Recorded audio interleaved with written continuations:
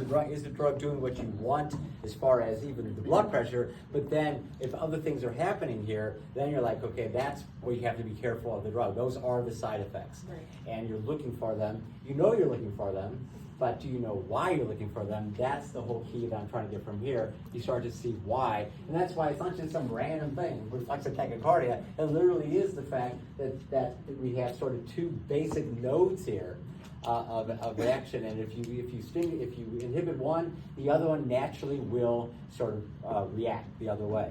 Again, if the patient is cool or whatever, if you're cool, if you're a patient with that dose of drug, this might be within reason, and everything will be fine. It will be an effective drug. You lower blood pressure, and you don't have too much strain in the heart. Something else compensates, or something like that.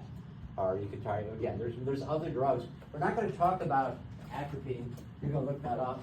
But calcium channel blockers, as I'm not going to review right now, but if you kind of remember from last week, and I know you all do, well, calcium was involved in everything.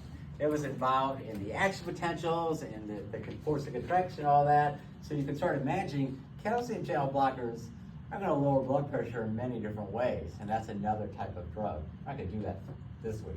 Okay, but when you practice this stuff over the week, okay, remember, forget your dog and family and job and everything else, okay? When you practice it and look at the practice questions, then I'm having you kind of review those things, and we're going to talk, okay, what are calcium channel blockers going to do? And I'm going to do it on the board too next week. Because remember, this is the hardest week. We're doing, we'll get to a little more of the stuff too, but this is sort of, the key. Because this is what I'm saying, once you get this, and when we practice it, there's a light bulb coming on. You really start to get the idea of when you're doing this, why you're getting this reaction or that reaction or that reaction.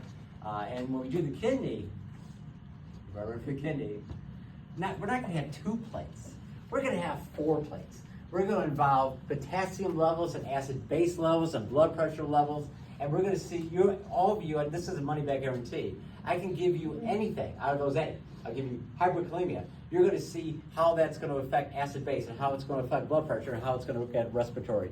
Or I'll give you acidosis. You're going to be able to tell me the other 3 as well, and you'll be able to do it, I promise you. And that is the culmination of this. This is our first idea of seeing this one versus this other type of thing. Okay?